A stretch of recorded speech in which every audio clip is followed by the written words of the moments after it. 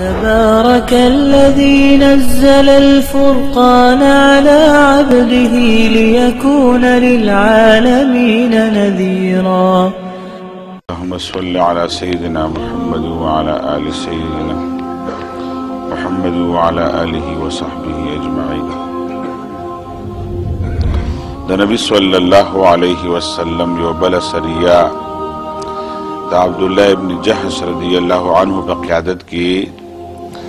دا لسو کسانو یا دولسو کسانو یو جماعت تیار کرلو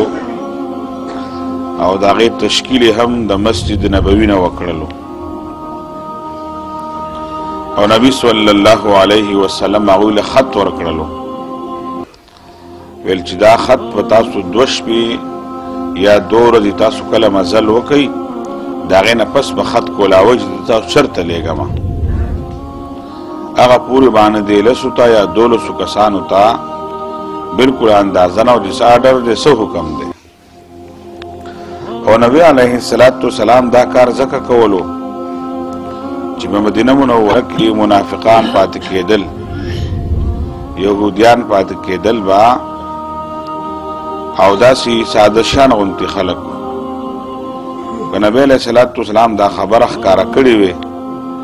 دا جی خبر دو تشی نو دو نبی دریو تشی دا دریو نسلورو تشی نو بس خبر خورشی اغراز بیا پاش نبی علیہ السلام دا راز پٹ ساتلو دا پارا نبی علیہ السلام عبداللہ ابن جحش تاویلو ویل دا چکل تاسو دوش پی مزل وکی دا غین پس بکولا ہوائی پی طرف بزئی نو چکل دوی دا اللہ دا رسول دا حکم مطابق تشکیل وشولو دا مسجد نبوین اووتل او آهوی تا اندازه وچی جہادی مشن دے جہادی مشنو و اندازه ورطنو دا چا خلاف دے کم زیکی دے چکل دوش پی مزل وکڑلو او ورسیدل بیا غزیتنو خط بیا کلاو کرلو او پا خط کی ورطویل چی نخلا مقام دے دا مکی معظمی تنزدی دے طائف ندیخ والے بلچال تا دا مکی دا خلق یو قافلہ را روان دا او دا غی محقبہ را نسی او غبا محاصر کوئی تاسو کتا سر کم مرگری پا دی کی تیار نغبا نمجبور ہے کم مرگری وسم واپس کی دا خط تا پڑا وحلو نا پس اغبا تا مجبور کینا او اغبا واپس رازی با وقت شانتی وش ولا چکل دوی دوش پی مزلو کو خط کلاو کرلو دا نخل مقام کہ ورطا اڈرو چال تا بزی او تاسو با دا خلق قافلہ برا گیرا ہوئی نبی علیہ السلام تا بدس ذرائعو دا مختلف اطلاعاتو پا نتیجہ کی با پار دے کہ دا مسلمانانو خیر خوامو دار شام نا دا قافلہ را روانوا او دی کی تقریباً تاسی شپک کسانو کا سمرو دیر لوی مالاو دولتو و خانو پکی او نور دا تجارتی مالو پکی دوی چی نخلت بیا ورسیدل دوی پیوزی کی کین استل او دا قافلہ را روانوا او دوی حکمت دا خپل کرلو دوی سرونم وخرول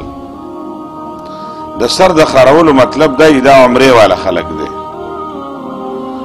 ذکر چی کدا سر نخرول بیا خبر دا خونگا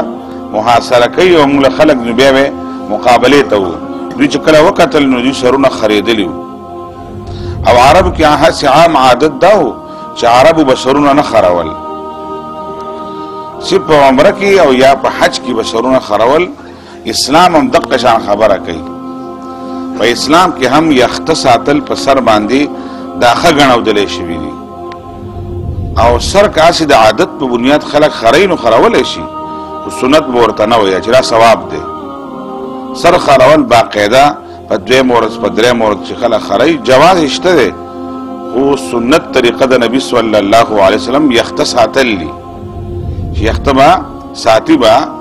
نو پا عربو کی عام سر خرول داسی نو عمره والا و حچا با سر خرول کی دا عمره لراغلے یا حج لراغلے رے اسلام آغا طریقہ ہم جاری و ساتلا نبی علیہ السلام پا خپل مانی یختصاتل با غٹ یختیم ساتلی دی واڑا یختیم ساتلی دی پا مزبانی بے یختا اڑول او د یختو به ډیر زیات حفاظت کولو نبی علیہ السلام په خپل باندې د هغې د صفایي خیال ساتل، د هغې د ږمنځولو خیال ساتل چې ګډوډ نه وي، سخا نه وي. نبی علیه السلام به د خپلو یختو ډېر زیات حفاظت کولو. او مسلمانانو ته هم دقه خبره ده چې مسلمانان د زیات طور په سر خرولو باندې توجه نه ورکوي. غالبا ما نه اوس هیر چې د کم امام مسلک دی، که امام مالک ته دی، که امام احمد ابن حنبل دی، چې هغه سر خرول چې دی دا ښه نه ګڼي، هغه ګناه ګڼي. په هغې باندې بهرحال دلایل د هغه ځان نه موضوع ده. خو دا خبره زموږ په معاشره کې ځینې خبرې غلطې مشهورې شي. زموږ په معاشره کې دا یوه خبره ده چې موږ دا کم یخته اوس هلکان دا ځوانان یا موږ ساتو، نو ولې ما دا انګرېزانو غوندې یختې جوړ کړي، داسې انګرېز دی. داسې نه چې د نبی علیه صلات وسلام د یختو کم طریقې کار دی، که هغه څوک نه اپناوي، څوک یې نه خپلوي، نو انګرېزان کله راکله د نبی علیه السلام د طریقې مطابق یخته ساتي، کله به بل شانې ساتي، کله به بل شان. په دې چا سره جنګ هم نه دی پکار، او په دې څوک انګرېز کول او اسلام نه ایستل هم نو که چې هلکه مړه انګرېزانو غوندې یختې ده، دا خو مسلمان نه دی. داسې خبره ټیک خبره نه ده. زموږ د معاشرې ځینې خبرې موږ هسې خلکو ځان نه بس مشهوره کړي دي، بس چې دنه به داسې انګرېزانو غوندې یخته دي مړه. نو دا اول به ځان په مسلو پوهه کوو. زه کله ناکله وایم چې موږ خلک شیخي کوو، خو د شیخۍ مسلې هم نه دي زده. ځان چې شیخ جوړو، ځان ازبرګ جوړو، اول به ازبرګۍ او د شیخۍ مسلې یادو به هغې نه پس به فتوې ورکوو چې هلکه داسې ده چې دا ځینې خبرې نه دي کول پکار. احتیاط پکار دی زموږ په معاشره کې. زموږ څوک مسلمان کولی نه شو که نه، یا کم سړی مسلمان ای دا نه کافر نشي، چې کم کافر نشو مسلمانولی، یا کم سړی مسلمان دی، مونځ کوي، اودس کوي، نو خیر دی. یخته به ګډ وډ پرېښودي وي او انګرېزانو غوندې به جوړ کړي، خو دا کافر کوه ما، دا خو مسلمان وساته که نه. موږ ځوانانو ته وایو چې ګورئ تاسو به د فنکارانو د اداکارانو پوزیشن به هم نه کوئ. زموږ د یونیورسټۍ او د کالجونو ځینې هلکان یخته بلکل پورته واړئ، دا چې د هغوا به کله خپل د اسخې وسټلو، نو د اسخې به د سخو دا یختو به پورته کړل، دغه شان د هغه سخو غوندې یختې جوړ کړي وي پورته. لکه دا ولې ویل دا چې په هندوستان کې یو فنکار دی او پلانکېډ هم دی، دا د هغه په شان دی. نو ته څنګه د پیغمبر امتي د فنکار کردار ادا کوي، د نبی علیه السلام په کردار نه ادا کوي؟ کافر درته نه یم، نو طریقه خو دې غلطه ده که نه. نو یختې چې د سخي په شان دی، اسخی چې بغوا وسټلو داسې به یې یخته وله جګ جګ کړل، داسې د سخي غوندې یخته به یې جوړي. بیا دا خبره ځکه کوم چې زموږ دا ځوانان هم په شړو سره شوي دي، ځکه چې خلک ورته پلاران ورته غټ غټ ټي ویان ساتلي او کیبل راغلی دی، او ماشومان ورته به ګنټو ګنټو ناست وي. او کله د یو اداکار او فلمي اداکار ته په ډرامې وګورئ، کله د بل. نو کله ناکله مې په یونیورسټۍ کې به د دې درس له چت ته ځمه، د هلکانو دا کالرې داسې پورته رااړولې ده چې کمې کالرې غټې وي. بیا ما تپوس وکړو چې هلکه دې هلکانو یخني کېږي که؟ ویل چې نه جي، دا په پلانکي ځای کې یو فلمي اداکار دی، هغه دا کالر داسې رااړولی وي. ویل دا ځکه. بیا مې داسې وکتل چې چا راټایي په جب کې ښودې وه. ما چې دا ولې ویل دا یو فلمي اداکار دی، سینګر دی. ویل سینګر ټایي په جب کې، نو سبا له به هغه کمیس او پرتوګ لري کړي، نو څه به کوو بیا؟ دا هم مسله خلک لر کوي. لکه دا خو نه دی، خپل کلچر پکار دی، خپله طریقه پکار ده. د نبي صلی الله علیه وسلم په سنت باندې عمل پکار دی. کافر کوو به نه، دغه بچي یخته د سخي غوندې پورته وسټلې غوندې یختې دي، مسلمان دی. هم به دې بچي ته وایو، نوجوانانو ته وایو، والدینو ته هم وایو چې د خپل بچو تربیت پکار دی، چې په پردي رنګ کې نه رنګو، د نبي صلی الله علیه وسلم په سنتو کې رنګ شوي وي. بهرحال نبي علیه هغو صحابو داسې وکړل، سرونه یې خرولي. د هغې قافلې والا سوچ دا و چې دا عمرې والا دي، بس اچانک یې پې حمله وکړله، یو کس د هغې نه مړ شولو او یو کس ترې وتښتېدل او 2 کسان یې ګرفتار کړل، تقریبا 4 کسانو سره د قافلې والا د مادونو سره مدینې منورې ته راویستل. په دې وخت کې چې دی داسې دغه حکم هو نه، باقاعده د مالي غنیمت یا د بل څه یا د بل څه. نو په ځینو روایتونو کې خو داسې راځي چې نه، 5مه حصه بیت المال ته راوړه، 4 به د مجاهدینو باندې تقسیم کړله، 4 حصې. او چې کوم قیدیان یې ساتلي نو هغه قیدیان یې راولېږل. بس بیا هغې نه پس بیا په مکه معظمه کې د مکې خلکو چې دی غصه نور هم لږه تیزه شوله، او دا ورسره مسلمانانو د الله رسول جګه کول چې مسلمانان یې راویستلي د خپلو کورونو نه، بیا ورته دمکیان یې رالېږلې وي د منافقانو ته ویلو ویل مونږ به تاسو سره ګورو تاسو زموږ دشمنان ډېره کړي دي منافقانو په خپل منځ کې میټینګ شروع کړلو دا مشرکانو په هغه وخت کې دا منافقان نبی علیہ السلام چې خبر شو د هغوی مجلس ته راغی ورته ویل کله د خپل وروڼو مسلمانانو سره جنګ کوئ که نه خپل وروڼه به مړه کوي د مدینې انصار خو ستاسو خلک دي که نه مهاجر خو به درنه لاړ شي تاسو به څه کوئ خپلو خلکو سره به جنګ کوئ نو که خپل بچي مړه کوي خپل وروڼو مړه کوي خو به تاسو لپاره ډېر د افسوس خبره به وي نبی علیه السلام هغه په دې مایله کړل چې د مکې د خلکو سره مقابله کوو په خپل منځ کې به جنګ نه کوو دومره سازشونه کول ډېر زیات ورانکار وو د مکې خلک په هغه وخت کې ځکه نبی علیه السلام به د هغوی خلاف و داسې کارروایي به نبی علیه السلام کولې 2 کسان چې په دې کې پاتې شوي د مسلمانانو نه دوی نه اوخورک شوي وایي اگر چې د سیرت ځینو کتابونو ویلي چې دا ویرېدل خو نه ویرېدل د صحابو کې نه و د دوی نه اوخورک شوي دوی د اوښ په تالاش کې شولو او دې ملګرو تاسو خپل اوښ ګورئ موږ درنه لاړو زموږ خپله چې کومه مشن دی مشن کې کوتاهي راځي رانه په دې وخت کې بیا داسې وشوله چې نبي صلی الله علیه وسلم عایشه صدیقه سره داسې د 6 کالو به وه چې نکاح ورسره شوی و بیا عایشه صدیقه هم هجرت کړی و د نبي صلی الله علیه وسلم بچیانو نونو او سوده رضی الله عنها دی بیبي وه دا هم هجرت کړی و او ابوبکر صدیق رضی الله عنه هم تقریبا ټول خلک دې وخت پورې تقریبا اکثر راغلي چې کوم مسلمانان شوي عایشه صدیقه هم راغلې وه نبي علیه السلام په دې دوران کې چې دا 2م کال د هجرت شروع دی د خوشحالۍ کار په نبی علیه السلام د خوشحالۍ یو کار هم وکړلو دا 15 میاشتې یا 14 میاشتې یا 14 میاشتې په مدینه منوره کې په نبی علیه السلام ډېرې سختې تېرې شولې چې هغه ځای نه خلک راغلل هغه ځای نه خلک راغلل په خپل منځ کې به جنګ وراچوه یهودیان راپاڅوه او د مکې خلکو مسلمانان ډېر تنګ کړل نبی علیه السلام ډېر پریشانه کړی و په دې دوران کې نبی علیه السلام یو اهم خوشحالۍ کار وکړل او هغه دا چې عایشه صدیقه رضی الله عنها سره واده وشولو او هغه تقریبا د 9 کالو به وه عایشه صدیقه رضی الله عنها چې د نبي صلی الله علیه وسلم سره واده شوی دی او د واده تقریب داسې جنجونه منجونه دا پکې نه و د ابوبکر صدیق په کور کې ناوې شوې ده او د هغه په کور کې نه بس هغوی په کور کې بیا پاتې شوې ده د ابوبکر صدیق کور ته چې دی نبي صلی الله علیه وسلم په خپله راغلی دی ځینې روایتونو داسې دي اگر چې د عایشه صدیقه یو روایت نقل لجزا لبې مې کولې مور راته آواز وکړلو سنبال یې کړم یو زنانه را سره کړله او د نبي علیه السلام کور ته مې رخصتي وشوله جنجونه منجونه او ګاډې سجا وهل حالانکه نبی علیه السلام دا اول واده و چې دا د یو غیر شادي شدو سره دا جنۍ وه د دې سره واده شوی دی نبی صلی الله علیه وسلم متددی عایشه صدیقه د واده حواله سره ځینې خلک اعتراضونه کوي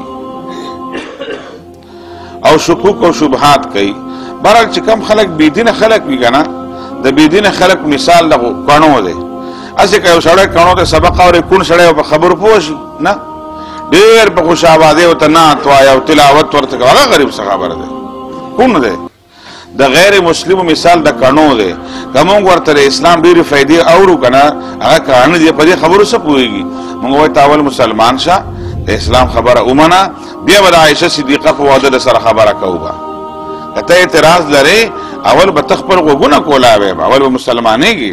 نو که زه د قرآن خبره کوم ته خو به یې قرآن ځکه نه منم زه خو لا مسلمان یم د حدیث خبره هم نه منم ځکه زه مسلمان یم بیا کڼو ته هسې ډول بجاوال خو بې ځای دی کوڼ سړی په دې باندې څه پوهېږي به نو کوم که ډېرې خبرې وکړو د عایشه صدیقه په واده باندې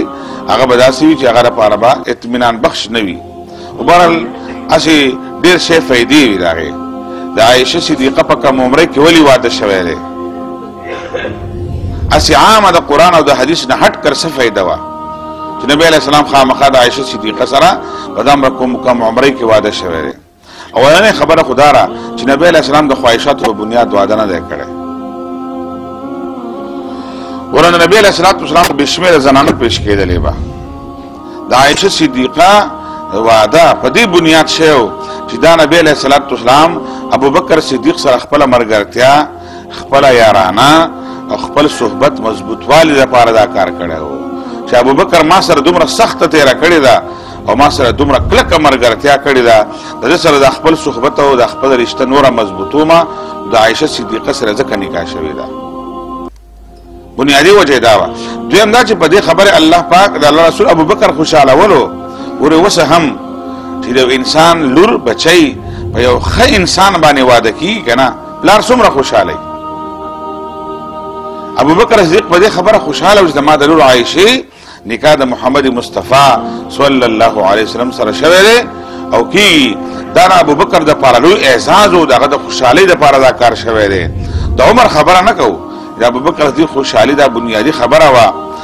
ځکه چې اوس هم خلک و، داسې دینداره خلک و، نیکان خلک و، علماء کرام خلک و، چې صالحین خلک وي، چې سړی په خپله ډېر بد هم وي او خواهش دا وي چې زما دا لور دې یو نیک انسان ته، یو صالح انسان ته واده شي.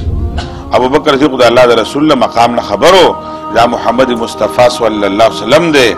او دا ټولو جهانو سردار دی. نو ابوبکر صدیق د خوشحالۍ خبره هم وه.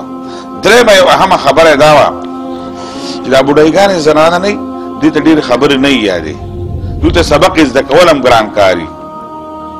یو بله اهمه نکته دا هم وه چې د نبي علیه السلام په نکاح کې یو داسې جنۍ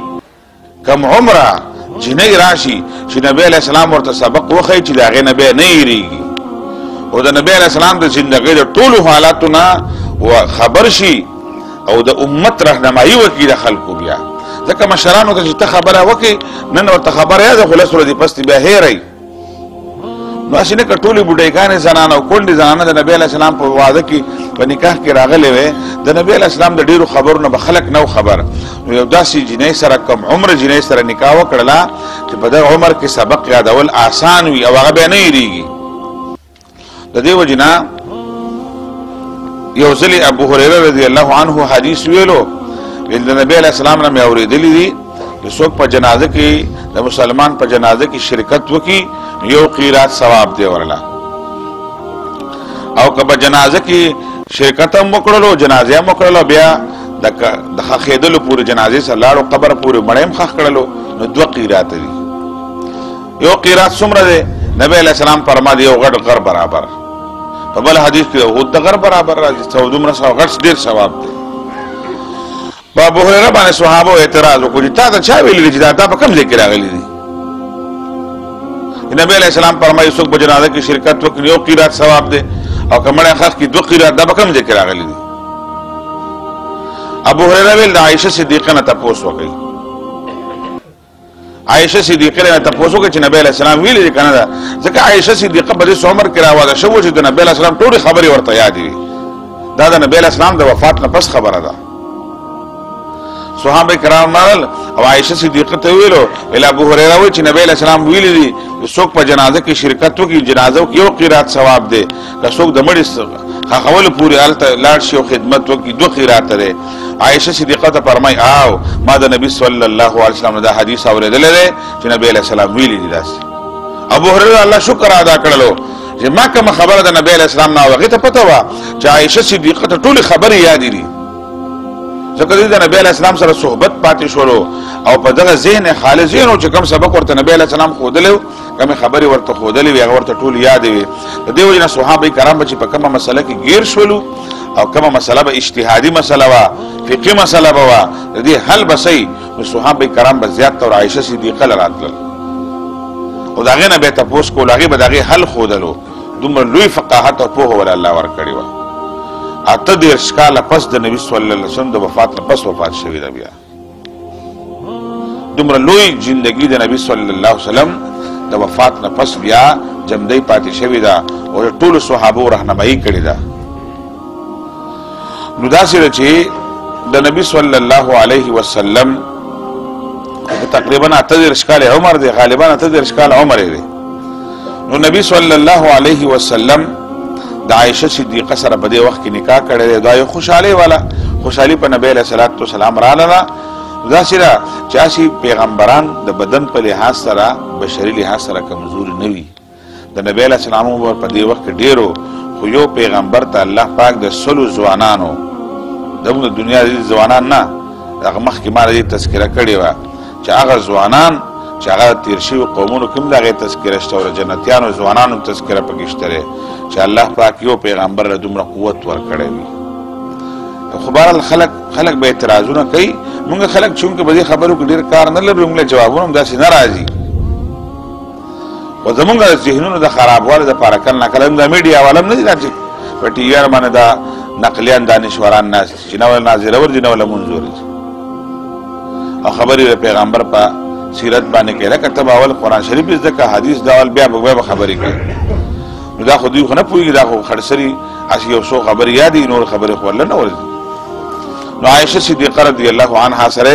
نکاح شوی دی په دې دوران کې په دې وخت کې دا د نبی صلی الله علیه وسلم د سیرت د دې تذکیري بنیادي مقصد دا دی چې موږ د نبی صلی الله علیه وسلم د حالاتو نه خبر شو چې تیر شوي دي څه شوي دي دا سریو د دې نه پس به نبی علیه السلام په خپله به یو غزوه کې به شریک غزا کې به خپل نبی علیه السلام شرکت به کوي د هغې تذکره به هم کوو الله پاک د مولا د نبی صلی الله علیه وسلم په سنتو باندې د هغه په سیرت باندې عمل کول توفیق راکړي سبحان ربک رب العزة عما یصفون وسلام علی المرسلین والحمد لله رب العالمین نور على مر الزمان تألقا وأضاء للدنيا طريقا مشرقا وهدى من الرحمن يهدينا به للصالحات وللمكارم والتقى نور على مر الزمان تألقا